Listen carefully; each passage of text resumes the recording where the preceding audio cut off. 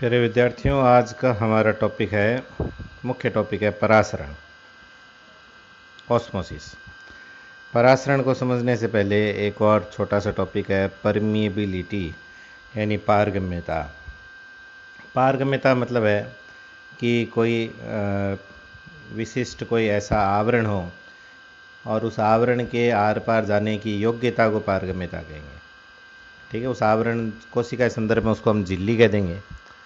तो उस झिल्ली के आर या आर पार आने जाने की योग्यता को पारगम्यता कहेंगे। अब पारगम्यता के आधार पर 3 प्रकार की झिल्लियाँ मान सकते हैं हम लोग, 4 प्रकार की झिल्ली, सॉरी। पहला है पारगम्य झिल्ली। पारगम्य झिल्ली का मतलब हो गया ऐसी झिल्ली जो विलेय और विलायक दोनों के लिए ही आर पार जाने की अनुमति प्रदान करता है। ठीक है, तो ऐसी झिल्ली जो विलेय व विलायक दोनों के अणुओं को आर पार जाने की अनुमति प्रदान करती है उसे पारगम्य झिल्ली कहती है। जैसे सेल्यूलोज से निर्मित प्राथमिक कोशिका भित्ति, ठीक है, सेल वाल है जो सेल्यूलोज से बनती है। हाँ, जब बाद में जब वो दृढ़ोतक में बदल जाती है तो लिग्निन, पेक्टिन, सुबेरिन आदि के निक्षेपण के कारण से वो अपारगम्य बन जाती है। लेकिन प्राथमिक जो कोशिका भित्ति है जो विशुद्ध सेलुलोज की बनी होती है वो विलेय और विलायक दोनों के लिए ही पारगम्य है, तो वो पूर्ण पारगम्य झिल्ली हो गई। अपारगम्य झिल्ली इसका ठीक विपरीत, जो ना तो विलेय के लिए को आर पार जाने देती है ना विलायक को, दोनों को ही आर पार नहीं जाने देती। ठीक है, इसलिए उसको कहेंगे अपारगम्य झिल्ली। अभी बताया लिग्निन, सुबेरिन से निक्षेपित कोशिका भित्ति। फिर तीसरा अर्धपारगम्य झिल्ली। अर्धपारगम्य झिल्ली ऐसी झिल्ली है जो केवल विलायक के लिए पारगम्य है, विलेय के लिए अपारगम्य है। जैसे जल के अंदर हमने नमक घोल रखा है तो सोडियम और क्लोराइड तो उस झिल्ली के आर पार नहीं जा पाएंगे, परंतु जल के अणु जा पाएंगे। विलायक के लिए पारगम्य और विलेय के लिए अपारगम्य और अर्धपारगम्य झिल्ली। इसके उदाहरण एक है चर्मपत्र। चर्मपत्र मतलब चमड़ी की पतली लेयर। जांतव झिल्ली, जंतुओं के विभिन्न अंगों की कुछ झिल्लियाँ होती है वो। और अपनी जो सभी कोशिकाओं की कोशिका झिल्ली है वो भी अनेक बार अर्धपारगम्य झिल्ली की भांति व्यवहार करती है और ज़्यादातर ये चयनात्मक पारगम्य झिल्ली है। चयनात्मक पारगम्य झिल्ली का मतलब हो गया कि चुन चुन कर पारगम्य होना। जिन अणुओं या आयनों या जिन पदार्थों की आवश्यकता है कोशिका को अंदर लाने की, केवल वही पदार्थ अंदर आते हैं, और जिनकी आवश्यकता है बाहर जाने की, केवल वही पदार्थ, वही अणु, आयन वगैरह बाहर जा सकते हैं। आवश्यकता अनुसार पारगम्यता अपनी कोशिका झिल्ली की बदलती रहती है, कोशिका झिल्ली की परिवर्तित होती रहती है। एक समय में मान लो कोशिका झिल्ली पोटेशियम आयन के लिए पारगम्य बाहर से अंदर आने की अनुमति दे रखी है, लेकिन अगले कुछ समय पश्चात यही कोशिका झिल्ली पोटेशियम आयनों के लिए अपारगम्य भी हो सकती है। कोशिका की आवश्यकता के अनुसार जिनकी पारगम्यता परिवर्तित होती रहती है। ठीक है, तो हम लोग जो परासरण पढ़ रहे हैं वो मुख्यतः इस अर्धपारगम्य झिल्ली पर निर्भर है। परासरण विलायक के अणुओं का अर्धपारगम्य झिल्ली में से होने वाला विसरण है। ठीक है, ये विसरण ही है, लेकिन किसका विसरण होगा? केवल विलायक का। और किस में से होगा? अर्धपारगम्य झिल्ली में से होगा। तो अर्धपारगम्य झिल्ली में से विलायक के अणुओं का विसरण परासरण कहलाता है। एक परिभाषा ऐसे कह सकते हैं। ठीक है, दूसरा, जब हम लोगों ने विसरण पर चर्चा की थी तब हमने देखा था कि सांद्रता प्रवणता होनी चाहिए। सांद्रता प्रवणता आपको कल बताया था, ढाल एक तरफ ऊंचा एक तरफ नीचा ऐसा होना चाहिए। तो वैसे ही इधर है, यहाँ विलायक अपनी उच्च सांद्रता से निम्न सांद्रता की ओर अर्धपारगम्य झिल्ली में से गमन करने की क्रिया को या विसरण करने की क्रिया को परासरण कहते हैं। ये भी कह सकते हैं, विलायक द्वारा अपनी उच्च सांद्रता से निम्न सांद्रता की ओर। ठीक है, स्वयं जहाँ ज़्यादा होगा विलायक वहाँ से कहा जाएगा, स्वयं जहाँ पे कम है तो सांद्रता प्रवणता होनी चाहिए। लेकिन इसके आवागमन में लिए बीच में कौन सी बाधा होगी? एक अर्धपारगम्य झिल्ली होना आवश्यक है। ये चीज़ें अपने ध्यान में रखना है। अब ये तो विलायक की उच्च सांद्रता और विलायक की निम्न सांद्रता पर चर्चा की हमने। इसको मैं विलयन के हिसाब से भी बोल सकता हूँ। अब जहाँ विलायक की सांद्रता उच्च है तो इसका मतलब उस विलयन में वह विलयन जो है वो अपने आप तनु विलयन हो गया। तो हम विलयन के संदर्भ में कहें तो विपरीत कहेंगे, निम्न सांद्रता वाले विलयन से उच्च सांद्रता वाले विलयन की ओर। निम्न सांद्रता विलयन मतलब कि ऐसा विलयन जिसमें विलेय कम है, निम्न सांद्रता वाला विलयन। निम्न सांद्रता वाले विलयन से उच्च सांद्रता वाले विलयन की ओर विलायक का अर्धपारगम्य झिल्ली में से विसरण परासरण कहलाता है। तो 2-3 परिभाषाओं के रूप में कह सकते हैं। याद क्या रखना है, ये विलायक का विसरण है और दूसरी शर्त अर्धपारगम्य झिल्ली होना आवश्यक है। कुछ चित्रों के द्वारा आपको समझाते हैं। पहले तो ये हम लोग एक क्लियर करना चाहें कि विसरण और परासरण में अंतर क्या क्या हुआ, तो इस चित्र में देखते हैं। पहला ये विसरण है, ठीक है। ये जो ब्लू कलर में दिखाया गया है वो क्या है, विलायक के अणु, और जो लाल रंग के बड़े बड़े बिंदु दिखाए गए हैं वो है विलेय के अणु। अब इन दोनों यादृच्छिक गति करेंगे और कुछ समय बाद में ये जब साम्य अवस्था स्थापित हो जाएगी तो ये विलायक के अंदर विलेय समान रूप से वितरित हो जाएंगे, ठीक है। अब देखते हैं इसको देखते हैं, ये परासरण। एक तो बीच में बाधा आ गई, अर्धपारगम्य झिल्ली, ये इस ग्रीन कलर से अर्धपारगम्य झिल्ली दिखाया है। अब देखो कि इस अर्धपारगम्य झिल्ली के इधर ब्लू कलर का विलायक है जो कि ज़्यादा है और लाल रंग के जो डॉट्स दिखे हैं सिर्फ 6 दिखाई दिए हैं, यानी विलेय कम है। विलेय कम है तो इधर क्या लिखा है, लो सोल्यूट कंसंट्रेशन, यानी विलेय की मात्रा कम है। विलेय की मात्रा कम तो स्वाभाविक है, विलायक सांद्रता उच्च है। दूसरी तरफ इसमें विलायक तो लगभग उतना ही है लेकिन विलेय की मात्रा ज़्यादा है, ये लाल रंग के डॉट्स ज़्यादा दिख रहे अपने को। तो ये इधर तो हो गया निम्न सांद्रता वाला विलयन और इधर हो गया उच्च सांद्रता वाला विलयन। तो निम्न सांद्रता वाले विलयन से उच्च सांद्रता वाले विलयन की ओर विलायक का अर्धपारगम्य झिल्ली में से गमन। तो ये विलायक जो है ना, ब्लू जो पानी मान लेते हैं, वो सिर्फ पानी वहाँ पे गया है, विलेय उतने उधर है। देखो इधर भी 6 डॉट्स थे लाल रंग के, इधर भी 6 डॉट ही है। विलायक में इधर जितने दूसरे पक्ष में जितने लाल डॉट्स थे विलेय के उतने इधर है। अंतर क्या हुआ, जो पानी जो था, विलायक जो था, वो अपनी उच्च सांद्रता से अपनी निम्न सांद्रता की तरफ अर्धपारगम्य झिल्ली में से होकर चला गया, ठीक है। तो ये विसरण और परासरण में अंतर हुआ। परासरण विलायक का विसरण है, ये ध्यान रखना है। और चित्र दिखाते हैं आपको।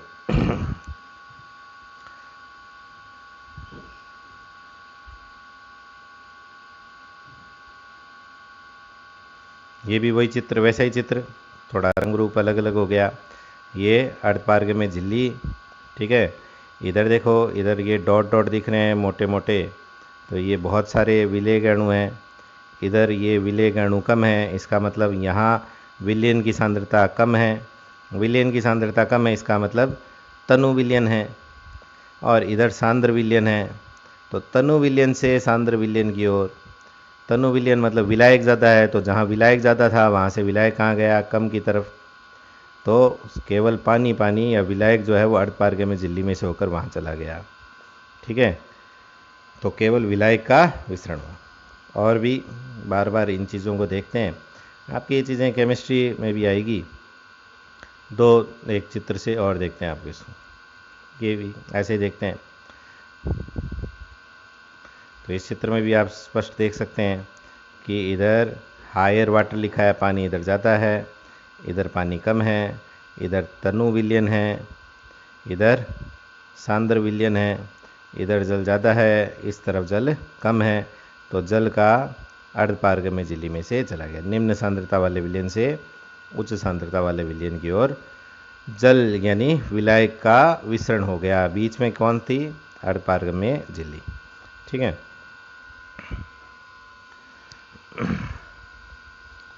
अनेकानेक चित्र हम लोग ऐसा देख सकते हैं। एक और अलग अलग तरीके के चित्र हैं। अब अपने एक किताब में एक प्रयोग दिया गया है कि थिसिल फनल की सहायता से प्रयोग के सहायता से ये परासरण की क्रिया का प्रदर्शन करना। ये वही प्रयोग है। पहले आपको पुस्तक से दिखाते हैं। ये रही अपनी किताब। इस किताब में देखिए ये दिया गया है। ये पहली स्थिति, ये कुछ समय बाद की स्थिति है बी। तो पहली स्थिति में देखते हैं कि एक स्टैंड और एक बीकर के अंदर पानी भरा हुआ है। बीकर के अंदर एक उल्टा थिसिल फनल लगा दिया गया है और थिसिल फनल के मुख पर अर्धपारगम्य झिल्ली लगाई गई है। तो ये अर्धपारगम्य झिल्ली बांधी हुई है और थिसिल फनल के अंदर शर्करा का विलयन डाला गया है। ये अंदर जो दिखाया गया है, ये जिसको मैं लाल लाल बूंदे से दिखा रहा हूँ, वो इधर लिखा हुआ भी है शुगर सोल्यूशन, यानी शर्करा का विलयन है। बाहर विशुद्ध पानी है। ठीक है। और प्रयोग करने से शुरू में हमने चिन्ह नोट कर लिया कि इतनी दूरी पर थिसिल फनल में शर्करा का विलयन था। तो जल स्वाभाविक है, कहाँ ज़्यादा है? बाहर बीकर में ज़्यादा है। कहाँ कम है? थिसिल फनल के अंदर कम है। तो जल अर्धपारगम्य झिल्ली में से होकर, बीकर में से होकर थिसिल फनल के अंदर जाएगा और कुछ समय बाद ये देखो, ये पानी का स्तर बढ़ गया, इतना हो गया। तो ये एक साधारण सा प्रयोग है। ठीक है। अब ये कहता है कि परासरण दो प्रकार का। सिंपल सी बात है, एंडोस्मोसिस, एक्सोस्मोसिस। एंडोस्मोसिस मतलब कोशिका के अंदर जब जल प्रवेश करेगा, परासरण करेगा, तो वो अंतः परासरण। ठीक है। किसी निकाय के अंदर जब परासरण के द्वारा विलायक प्रवेश करेगा, यहाँ पे अपना निकाय को पादप कोशिका है, तो पादप कोशिका के अंदर जब बाहर से जल अंदर परासरण द्वारा अंदर प्रवेश करेगा तो उस क्रिया को अंतः परासरण कहेंगे। और यदि इसके विपरीत हो, कोशिका से जल बाहर निकल जाए, तो उसको कहेंगे बहिःपरासरण। तो अंतः परासरण और बहिःपरासरण, इस पर और कल हम लोग चर्चा करेंगे। हम लोग विलयनों के प्रकार का उल्लेख करेंगे, उसके बाद इस पर चर्चा करेंगे। ठीक है। अब इसका एक उदाहरण ले सकते हैं अंतः परासरण का। साधारण सा किशमिश को हम लोग पानी के अंदर रख देते हैं, तो किशमिश कुछ समय बाद फूल जाती है, तो वो अंतः परासरण हो गया। अंगूर का बहिःपरासरण करवाया गया, तब अंगूर से किशमिश बना था, तो ये भी बहिःपरासरण, अंतः परासरण, ये सब चीज़ें हो गई। परासरण का कुछ महत्व बताए गए इसमें। ठीक है। पहला महत्व अपने ऐसे हिंदी में चलते हैं, नोट्स में आपको लिखा हुआ मिल जाएगा। नोट्स कहाँ गया?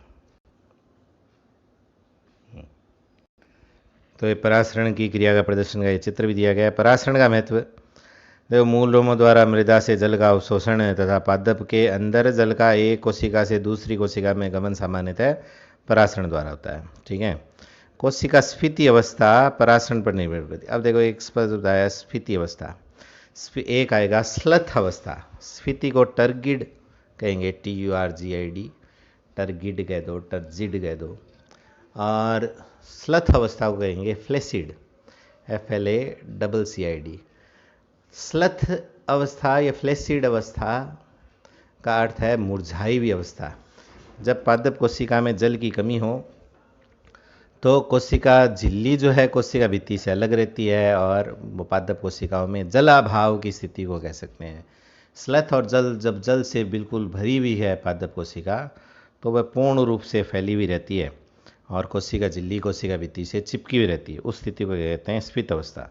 तो कोशिका स्फीति बनाए रखने में परासरण का महत्व है। पादप के विभिन्न भागों में जल का वितरण परासरण द्वारा होता है।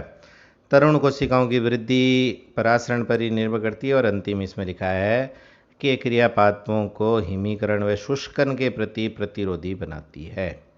ठीक है। अब विलयन के प्रकार अगला टॉपिक इसमें तो है, लेकिन उससे पहले हम लोग एक परासरण दाब पर और चर्चा करेंगे। परासरण दाब का मतलब हुआ कि परासरण की क्रिया को रोकने के लिए, जैसे ये प्रयोग था, ठीक है, इस प्रयोग में ये परासरण हुआ, परासरण की क्रिया को रोकने के लिए बाहर से कोई दाब लगाएं जिससे परासरण की क्रिया नहीं हो, उस दाब को कहेंगे परासरण दाब कहा जाता है। ठीक है, तो इसको एक फिर से एक तो इसी चित्र से दिखाते हैं। देखो आपको ये परासरण हो रहा है इस क्रिया में, जिससे शर्करा का स्तर मान लेते हैं पहले यहाँ तक था, यहाँ से बढ़कर इतनी दूर हो गया, इसमें दिया भाई यहाँ से लेकर यहाँ तक हो गया, इस एरो से दिख रहा है अपने को।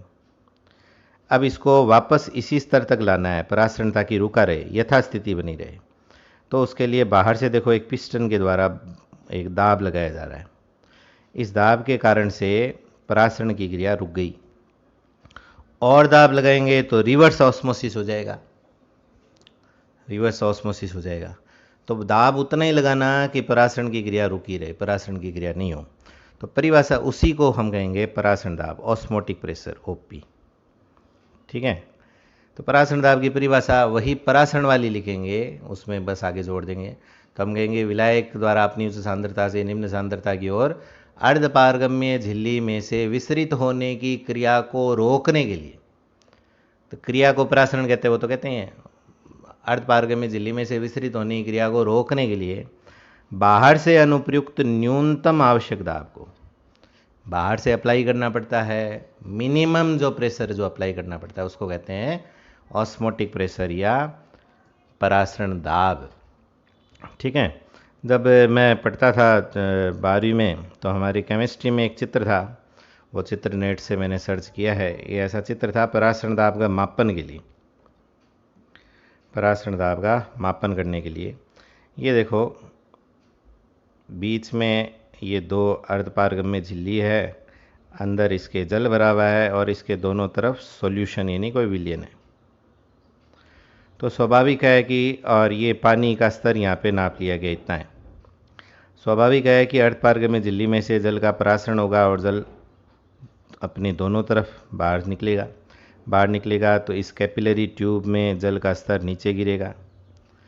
अब इसको नीचे गिरने नहीं देना है, इसके लिए बाहर से यहाँ पे पिस्टन से दाब लगाया जाएगा, ताकि ये कैपिलरी ट्यूब में जल की मात्रा इतनी बनी रहे। ठीक है, अब इस दाब का मापन यहाँ पे प्रेशर गेज के 2 मैनोमीटर के 2 वहाँ पे ये उस दाब का मान ज्ञात हो जाएगा, वही परासरण दाब है, वही परासरण दाब है। तो परासरण दाब का मापन ऐसे करते हैं।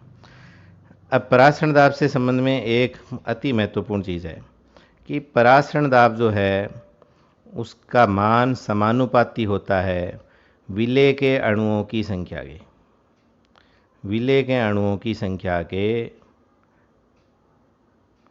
समानुपाती होता है। इसका अर्थ ये हुआ कि जितना सांद्र विलयन होगा, सांद्र विलयन मतलब उसमें विलेय के अणु ज़्यादा हुए, उसका परासरण दाब ज़्यादा होता है। तनु विलयन जिसमें विलेय कम है तो उसका परासरण दाब कम होगा। जैसे मान लेते हैं कि एक एक गिलास पानी है, 2 गिलास है अलग अलग, उनमें पानी भरा हुआ है 250 ml 250 ml, एक बीकर ये रहा, एक बीकर ये रहा। इसके अंदर हमने 1 चम्मच नमक डाल दिया और इसके अंदर हमने 2 चम्मच नमक डाल दिए।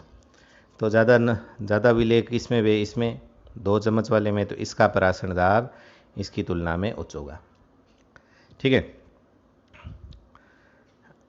तनु विलयन का परासरण दाब कम होता है, सांद्र विलयन का परासरण दाब उच्च हो गया, वो कारण विलेय के अणुओं के समानुपाती होता है।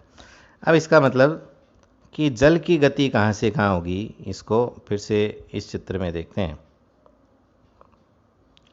चलो इस चित्र में देखते हैं अपन, जल की गति कहाँ से कहाँ होगी। ये देखो यहाँ पे विलेय कम दिख रहे हैं और यहाँ विलेय ज़्यादा दिख रहे हैं। अपने विलेय कम है तो इस तरफ परासरण दाब कम है पहली तरफ, और यहाँ परासरण दाब ज़्यादा है, परासरण दाब ज़्यादा हुआ यहाँ पे। ठीक है, और जल की गति देखो कहाँ हुआ, निम्न परासरण दाब से उच्च परासरण दाब की तरफ। इसलिए जल सदैव निम्न परासरण दाब से उच्च परासरण दाब की ओर गति करता है, ये याद रखना है। जल की गति निम्न परासरण दाब से उच्च परासरण दाब की ओर होती है। तो आज हम लोग इतना पढ़ेंगे। कल हम लोग इससे संबंधित एक दो टॉपिक और चर्चा करेंगे जो परासरण से संबंधित ही है। एक दो दाब और आएंगे और साथ में जीवद्रव्य कुंचन जीवद्रव्य विकुंचन पर चर्चा करेंगे और प्रयास करेंगे कि आगे डीपीडी की अवधारणा पर भी हम लोग चर्चा करें। ठीक है, धन्यवाद आपका।